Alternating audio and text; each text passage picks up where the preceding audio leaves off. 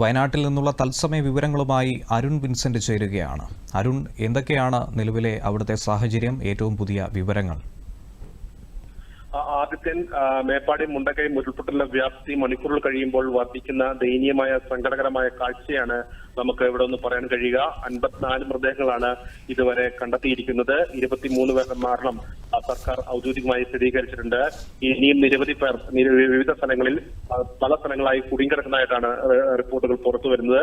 എന്തായാലും മുണ്ടക്കൈ അട്ടമല പ്രദേശത്ത് കാര്യമായി തിരച്ചിൽ നടത്താൻ ഇതുവരെയും കഴിഞ്ഞിട്ടില്ല എന്നുള്ളതാണ് സങ്കടകരമായ കാഴ്ച. ചുരൽമല മുണ്ടക്കൈയും തമ്മിൽ ബന്ധിപ്പിക്കുന്ന പാലം തകർന്നു പോയിരുന്നു. ഇതുകൊണ്ട് ഈ പ്രദേശത്തേക്ക് എത്താൻ കഴിഞ്ഞിട്ടില്ല. സൈന്യം അല്പസമയത്തിനകം ഈ സ്ഥലത്തേക്ക് എത്തിയിട്ടുണ്ട്. ഈ രക്ഷാപ്രവർത്തനത്തിന്റെ ഭാഗമായി സൈന്യം ഇപ്പോൾ വടം ഉപയോഗിച്ച് കെട്ടിയിട്ട് താൽക്കാലിക പാലം നിർമ്മിക്കാനുള്ള ഒരു ശ്രമമാണ് നടക്കുന്നത്. ഈ വടം കെട്ടിയിട്ട് ആ മറുകരയിലേക്ക് എത്തിയാൽ മാത്രമേ ആ പ്രദേശത്ത് തെരച്ചിൽ നടത്താൻ കഴിയുള്ളൂ. 100 കണക്കിന് ആളുകളുള്ള ഒരു സ്ഥലമാണ് ഈ മുണ്ടക്കയം അട്ടമല എന്ന് പറയുന്ന പ്രദേശങ്ങൾ. വലിയ ജനവാസ മേഖലയാണ്. അവിടേക്കാണ് ഇതുവരെ എത്തിപ്പെടാൻ കഴിയാത്തത്. ഈ സൈന്യം താൽക്കാലികമായി വടം ഉപയോഗിച്ച് പാലം നിർമ്മിച്ചുകൊണ്ട് അല്ലെങ്കിൽ പോകാനുള്ള സംവിധാനം ഉപയോഗപ്പെടുത്തി അവിടെ എത്തി തിരച്ചിൽ നടത്തിയാൽ മാത്രമേ, ആ പ്രദേശത്തെത്തിയാൽ മാത്രമേ ഈ അപകടത്തിന്റെ വ്യാപ്തി എത്രമാത്രം ഉണ്ട് എന്ന് നമുക്ക് മനസ്സിലാക്കാൻ കഴിയുള്ളൂ.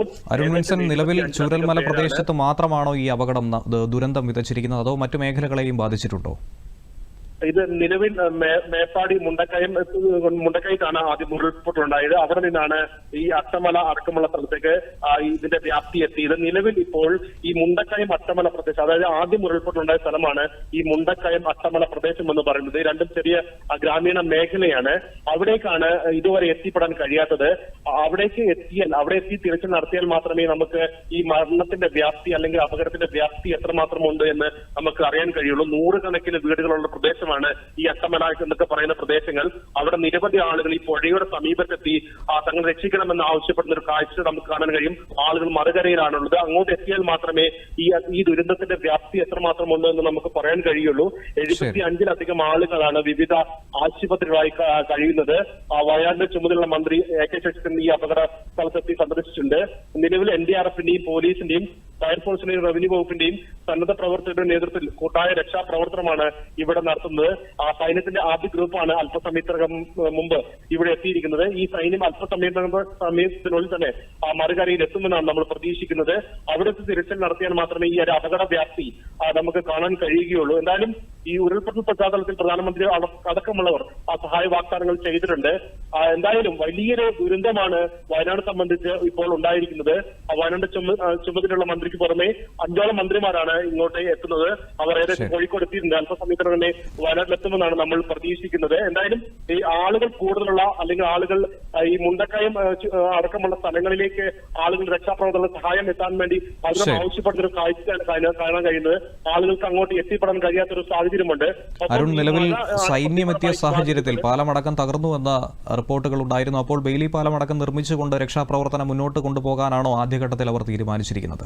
തീർച്ചയായിട്ടും സൈന്യം എത്തിക്കഴിഞ്ഞാൽ ആദ്യം താൽക്കാലിക പാലം ഉണ്ടാക്കിയിട്ട് വേണം ഈ മറുകരയിൽ ചൂരൽമലയിലേക്ക് എത്തി അട്ടമല അടക്കമുള്ള പ്രദേശത്തേക്ക് എത്താൻ. അവിടെ നമുക്ക് ജനവാസ മേഖലയാണ്. ഏകദേശം 60-ലധികം വീടുകളുണ്ട് എന്നാണ് നമുക്ക് അറിയാൻ കഴിഞ്ഞത്. അപ്പൊ ആ പ്രദേശത്തെ ആളുകൾക്ക് എന്തൊക്കെ സംഭവിച്ചു എന്നുള്ള കാര്യങ്ങൾ ഇതുവരെ പുറത്തു വന്നിട്ടില്ല.